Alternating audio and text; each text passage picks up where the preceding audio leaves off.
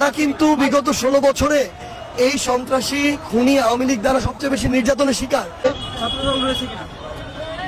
এটা হচ্ছে আমরা যখন নেতৃস্থানীয় কাউকে দেখব, সেটা রাকিব ভাই, নাসির ভাই, তাদেরকে, তখন আমরা বুঝতে পারবো যে তারা রয়েছে আসলে। আমরা তাদেরকে অবশ্যই প্রত্যাশা করব, কারণ তারা কিন্তু বিগত 16 বছরে এই সন্ত্রাসী খুনি আওয়ামী লীগ দ্বারা সবচেয়ে বেশি নির্যাতনের শিকার।